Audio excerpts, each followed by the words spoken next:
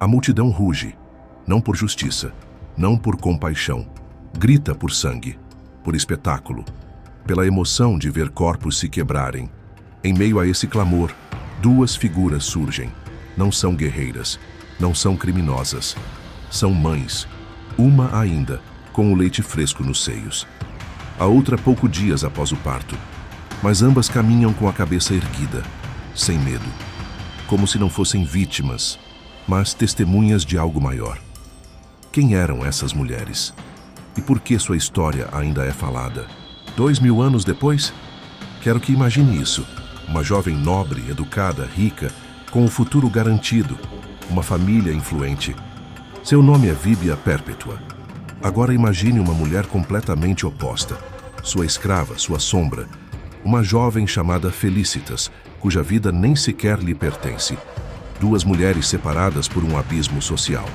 Duas mulheres unidas no final, pela mesma fé e pelo mesmo destino. Fique comigo, porque esta não é uma história sobre religião, é uma história sobre coragem, sobre amor, sobre o que significa ter uma convicção tão profunda que nada, nem a dor, nem a morte, nem o instinto de uma mãe pode esmagá-la. Dentro das paredes úmidas e sombrias da prisão de Cartago, o tempo parecia se distorcer. Não havia noites ou dias, apenas escuridão interrompida pelos gritos de outros condenados e o passo indiferente dos soldados. Nesse inferno cotidiano, Perpétua começou a escrever. Não em pergaminhos luxuosos ou com tinta nobre, mas com o tremor de uma vontade intacta.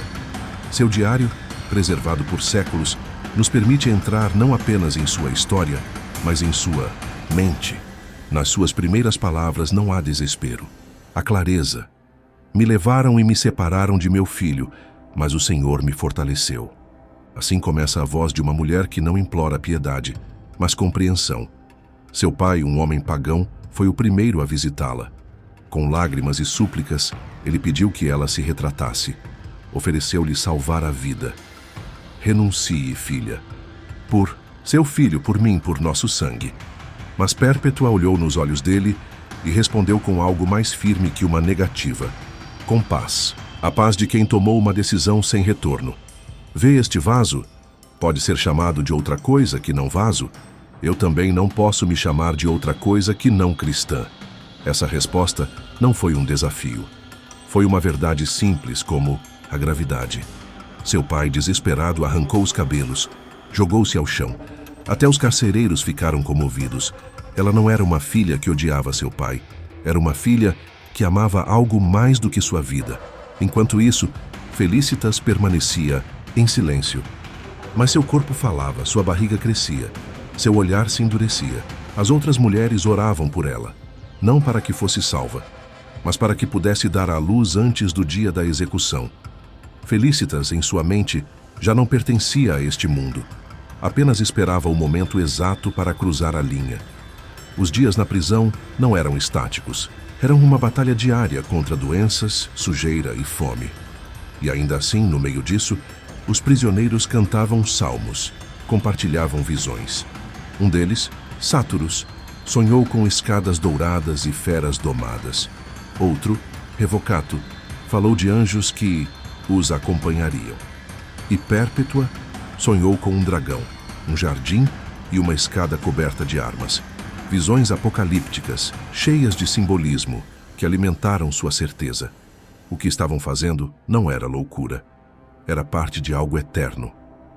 Felicitas finalmente deu à luz, na cela, sem parteira, sem ajuda, somente com suas companheiras de fé. Quando a criatura saiu de seu ventre, suas lágrimas não eram de medo, eram de gratidão. Ela sabia que poderia morrer ao lado das outras. Sua filha foi entregue secretamente a outra cristã, para ser criada longe do horror. E assim, o dia se aproximava. A prisão já não era um espaço físico, era um campo de treinamento espiritual, uma antessala ao martírio. Não esperavam piedade, esperavam glória. Na noite anterior à sua execução, os prisioneiros foram convidados a celebrar a Cena Libera, um último banquete romano que os condenados podiam compartilhar. Mas os cristãos fizeram algo inesperado. Transformaram esse banquete em uma eucaristia, improvisada. Comeram pão, beberam água e falaram sobre a vida eterna. Seus rostos não eram de medo, eram de paz. Quando os guardas viram isso, ficaram desconcertados. Um deles perguntou a Perpétua: "Você realmente acha que estará viva?" "Amanhã", ela respondeu. "Amanhã serei mais livre do que nunca." No silêncio daquela última noite não houve choro. Houve abraços. Houve perdão. Houve uma calma estranha, como se a morte já não tivesse poder sobre eles. A manhã do dia 7 de março amanheceu com um ar espesso, pesado, como se a própria cidade pressentisse que algo importante estava para acontecer. O sol mal filtrava entre as colunas do anfiteatro de Cartago, mas as arquibancadas já começavam a se encher. Homens, mulheres, crianças. Alguns com túnicas caras, outros em trapos, todos unidos pela morbidez, pelo costume, pelo desejo de ver a morte. Os condenados foram conduzidos em procissão, não curvados, não arrastados. Andavam com dignidade. Perpétua à frente, com o rosto sereno. Felícitas atrás, com os pés, ainda inchados pelo parto recente. Eles não usavam correntes visíveis, apenas a certeza invisível do que os esperava. Os soldados tentaram fazê-los vestir trajes rituais dedicados aos deuses pagãos. Os homens como sacerdotes de Saturno, as mulheres como sacerdotisas de Ceres. Era uma zombaria, mais uma tentativa de subordinação simbólica, mas Perpétua se recusou. Viemos aqui por nossa própria vontade. Não nos rebaixaremos a atos vazios. O tribuno, impressionado pela sua firmeza, cedeu. Os prisioneiros entrariam na arena como estavam. E assim, os portões se abriram. O rugido da multidão tornou-se ensurdecedor. Mas as mulheres não vacilaram. O espetáculo foi cuidadosamente planejado. Aos homens foram atribuídas feras distintas. Um javali, um urso, um leopardo. Às mulheres, uma vaca selvagem. Não por acaso. A vaca era símbolo da deusa Juno, protetora das mulheres romanas respeitáveis. Era uma ironia cruel, uma forma de manchar sua identidade, de zombar de sua rebeldia. Elas foram despidas, enredadas em redes, expostas. Mas o gesto mais comovente veio depois. Quando a vaca atacou Perpétua, jogando-a pelos ares, ela caiu violentamente no chão, sangrando. Suas roupas rasgadas deixavam sua coxa exposta. E ainda assim, a primeira coisa que fez não foi gritar de dor. Foi cobrir-se com dignidade. Não era pudor, era humanidade. Mesmo na humilhação, ela preservou sua essência.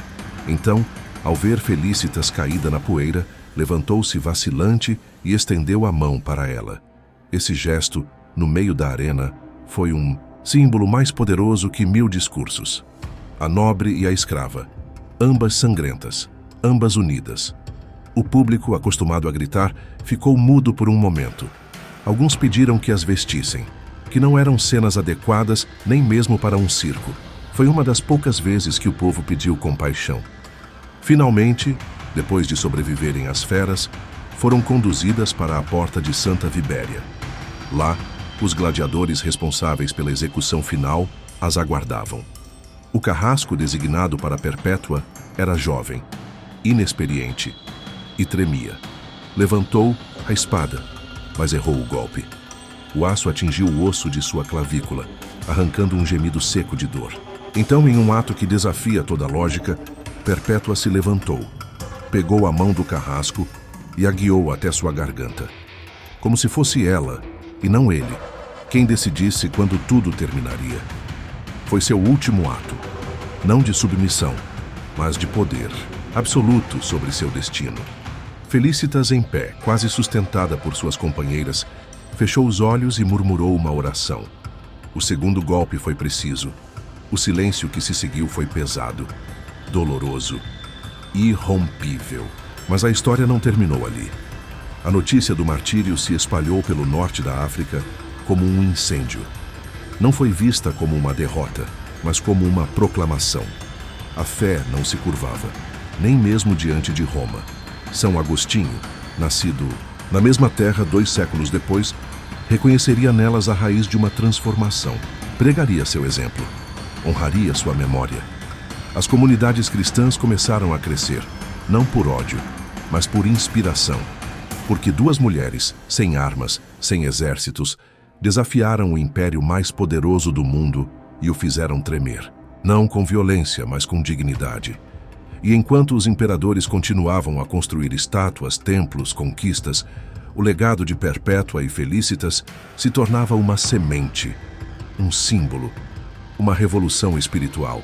O sangue que manchou a areia de Cartago não foi absorvido pela poeira do esquecimento. Pelo contrário, tornou-se tinta, palavra, memória viva. O que Perpétua e Felicitas fizeram naquele dia não terminou com sua morte. Começou ali, porque seu testemunho, preservado ao longo dos séculos, não foi apenas lido, foi sentido, repetido, venerado. Nos anos seguintes ao seu martírio, sua história começou a circular entre as primeiras comunidades cristãs. Não como uma lenda, mas como um relato tangível, escrito pela própria mão de uma delas. Essa autenticidade lhe deu um poder incomum. Ela não era uma apóstola, não era uma evangelista, não era um pai da igreja. Era uma jovem mulher, mãe, mártir, que falava com sua própria voz. O texto da paixão de Perpétua e Felicitas tornou-se um dos documentos mais copiados e compartilhados do cristianismo primitivo.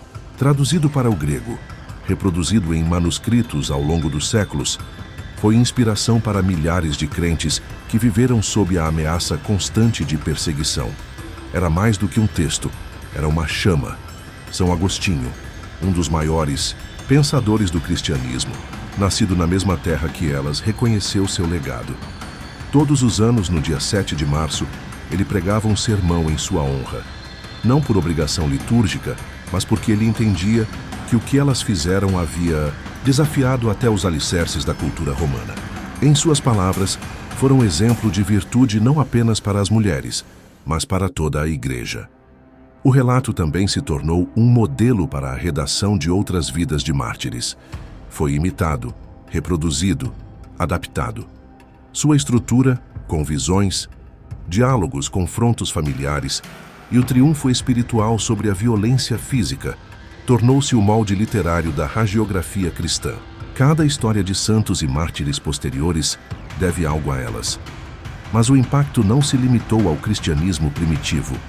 Ao longo dos séculos, teólogos, filósofos, feministas, historiadores e artistas encontraram em Perpétua e Felicitas um símbolo que transcendia a religião, a nobre e a escrava, unidas, igualadas. Em um sistema social profundamente hierárquico, onde uma mulher não poderia nem mesmo testemunhar legalmente, seu exemplo foi uma ruptura radical com a ordem estabelecida. Na Idade Média, suas relíquias foram veneradas, igrejas foram consagradas em seu nome. Freiras copiaram sua história à mão. Na Renascença, escritores as recuperaram como símbolo da virtude feminina. Nos tempos modernos, sua história tem sido citada em debates sobre direitos humanos, igualdade de gênero e liberdade de consciência. Até hoje, no século XXI, em um mundo radicalmente diferente, seus nomes ainda ressoam.